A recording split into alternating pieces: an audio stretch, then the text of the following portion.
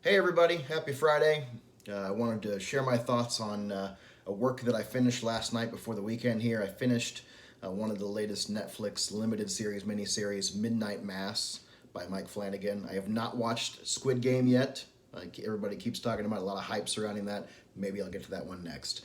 Hype kind of turns me off sometimes.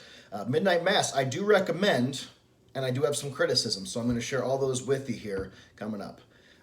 So, just a little bit of intro and background about it. This is made by Mike Flanagan, and if you're familiar with his work, you'll recognize him as the name behind the Haunting series that's dominated the month of October on Netflix the last few years. So, The Haunting of Hill House in 2018, and The Haunting of Bly Manor last year, 2020.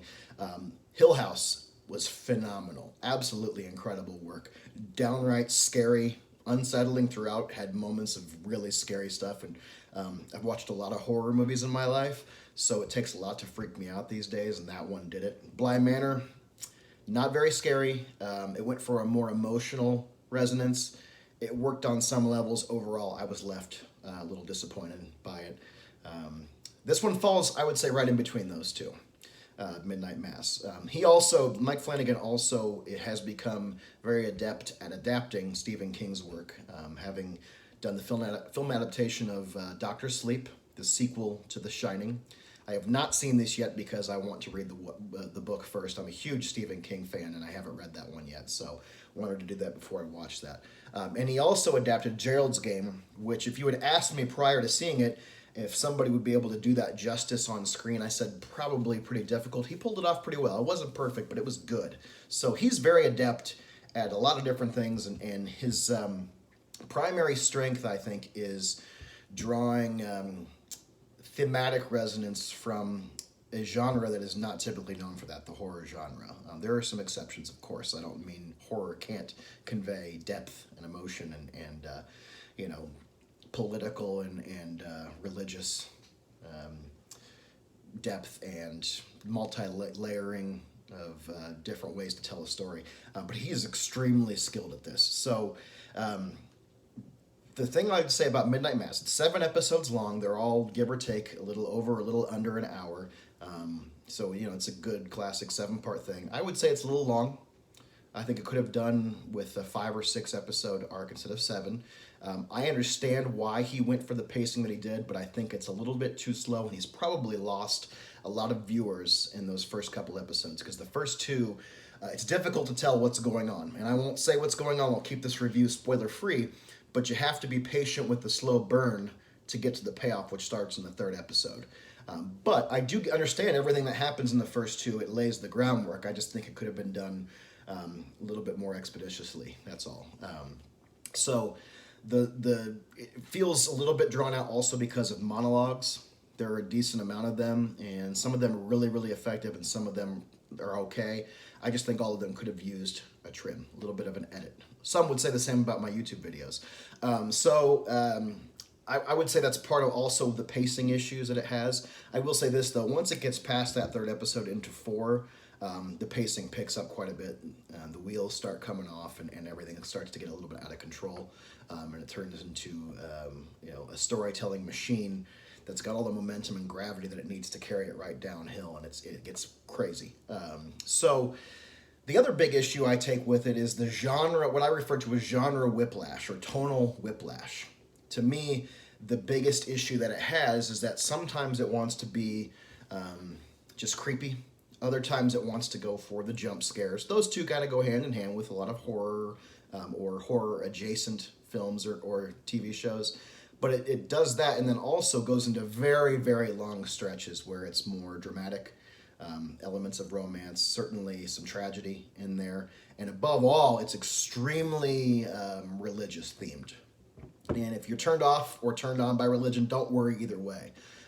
It is, I would say, both a celebration of faith and a denunciation of certain aspects of faith. I think it rides the line pretty well. That's probably one of the bigger compliments I can pay to the way that Flanagan tells the story, is that you can tell he wants to be a person of faith, and he wants his characters to be characters of faith, but he resents and despises a lot of the junk that happens to come along with it at times. Organized religion has saved many people's lives, and it's been a very good thing. It's also caused a lot of wars and broken a lot of hearts and alienated a lot of people. Not usually by the average member of a faith or a congregation, but by greater forces at hand. So I think he's on both sides of it.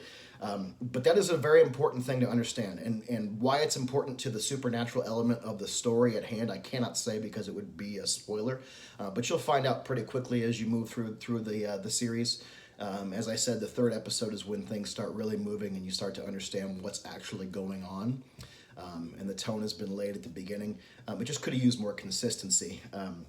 Visually, this is an absolutely stunning series from beginning to end. It is gorgeous.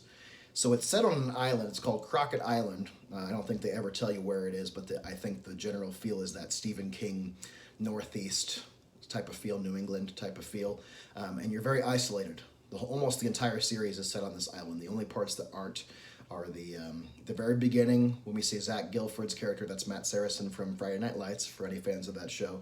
His character at the beginning, very beginning of the show, what he starts off with establishes his character, kills a girl in a drunk driving accident, and that establishes his character and a lot of the tone of the show, because he starts saying the Lord's Prayer, and the officer on duty interrupts him and says, "Why don't you ask God why he saves," I'm paraphrasing, I can't remember the exact line, "saves people like you, but not innocent girls like the one you just killed driving drunk."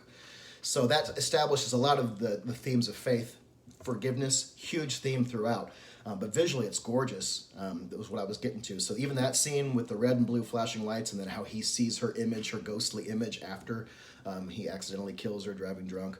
But the island is just shot gorgeously. I haven't looked up where they shot it, but it's just absolutely stunning. Everything about it is incredibly, incredibly gorgeous. The colors pop.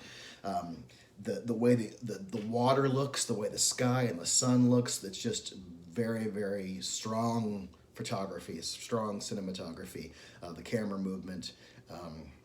There is I will just say this vaguely, there is a monster in this story, and the way the monster is shot and the way it's conveyed, especially at the beginning before you know what it is, I think that's also a very powerful image. It loses some of its power, like monsters do often in these works later on, once you see it laid bare, but still visually very good. One of the visual things that bothered me early in the series was because I didn't understand why, and that was younger actors playing older characters.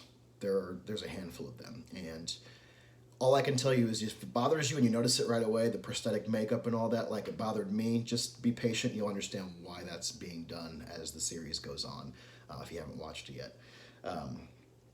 I will say that from a plot standpoint, it sticks the landing. I think the final 3 episodes really earn the slow burn of the whole thing. I still think it could have been paced a little bit more quickly, and I still think it could have been more consistent in tone throughout, but you get to those last 3 and it earns it, mainly because the characters get payoffs, the storyline certainly gets really heavy and intense payoffs. The horror element gets giant payoffs, especially in what I would say the climactic part of the story is the back half of the 6th episode and the first 2/3, well, really the whole thing of the last episode. It really gets paid off, and a lot of the visuals that were set up earlier and things that you don't understand why you're seeing them absolutely pay off, and the characters have some great emotional resonance. I found myself getting more emotionally invested than I certainly did in Bly Manor, and I was a little surprised and taken aback at how moved I was by the final 2 episodes. The music is great. It's not heavy-handed. It's not overstated. It's very, very minimal, but it conveys the right kind of creepy tone and sometimes the sad tone, and then occasionally uplifting. And then there are choral hymns that are performed by the characters, and some of the most beautiful spiritual and religious singing you'll ever hear in your life. Absolutely gorgeous and great singing. I don't know if the cast all sang all those parts, but it's very, very well done. Very beautiful performances, and also underlines the themes of the story. So overall, I would give it, probably a 4 out of 5. Give it a BB plus type of rating. I think it's a really good series. I think it could have been trimmed. I think Flanagan needs a stronger editor after watching Bly Manor last year and Midnight Mass this year. I think the performances were excellent. I think Zach Gilford, he was better at Matt Saracen because it suits his range. He doesn't have a lot of range, but he was serviceable, is what I would call him here. Mike Flanagan's wife, Kate Siegel, she was fantastic. I thought she was great. And then the best performance of the whole thing is Hamish Linklater. If you don't know who this is, go watch Legion. He's the guy in Legion at the beginning who starts the confrontation. I don't want to give away that series either, but he's a really good actor, and he's not billed as the lead on this, but he really is, I think, the standout performance and perhaps the standout character. Kate Siegel and him, I think, are the two, and Zach Gilford is kind of billed as such, but really he's the third one. But Linklater is dynamic and charismatic and carries a lot of emotion. He's the catalyst for the whole story. Who he is and why he comes to the town as this priest. Again, I can't spoil it, but what you find out and then his reaction to it. First, his reaction of, I'm on a mission, I need to fulfill this mission, no matter what happens, it is God's mission, and I need to be a servant and do my duty. And then on the flip side, how he feels once everything plays out. He just carries so much of the weight around that. Sometimes in powerful vocal performances, and other times just with some subtle facial expressions and subtle turns of phrase and some really quiet moments as well. So he knows how to work with a wide range from both sides of the spectrum, the loudest and the quietest. I want to close with this, and that is, I think Mike Flanagan is doing really important work. This is not my favorite limited series or miniseries. Neither was Bly Manor. Bly Manor was one of my least favorite ones the last few years.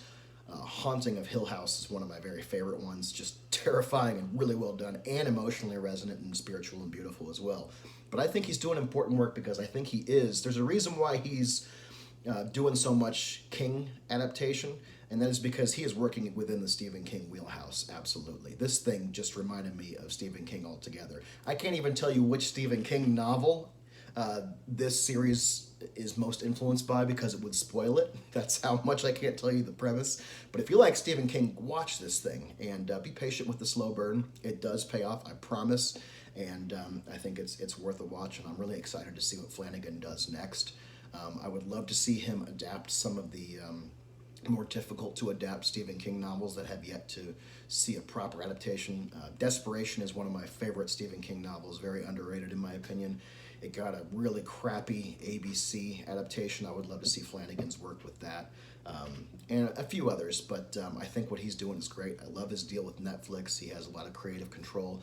He does need a better editor to trim it down from 7 to 6 episodes and something like this. That's a minor complaint at the end of the day. If you're patient, you've made your way through a lot of slow burn series, this one is not too much different. It's got some creeps, it's got some not really a huge amount of jump scares, but it's got stuff that'll make you go, oh, after a long period of quiet. I think that they're effective in that, but it could use a little bit of more snowball effect faster, sooner in the series. Overall, I love what he's doing. I love the Stephen King influence carrying on. I love that the modern era of television viewing allows for things like this, because I think this is the type of creativity we need to let these people have to entertain us, to evoke these themes of spirituality and get some thought-provoking things going about your thoughts on religion, your thoughts for it, against it, and everything in between. So I'm excited to see what else you can do. That's all I got for it. I want to hear your thoughts on it. What do you guys think of Midnight Mass? Have you watched it yet? If not, please go watch it and report back to me. Like and comment and subscribe, and I would love to have a discussion about this. And do you recommend Squid Game? Have you watched it yet? What else do you recommend that I'm not watching? And we got awesome premieres coming up the next 2 Sundays. We got Succession this Sunday, and then we got Curb Your Enthusiasm the Sunday after that, so I'm stoked for some new shows, seasons coming out here. But yeah, thanks again so much for watching, and I'll see you guys next time.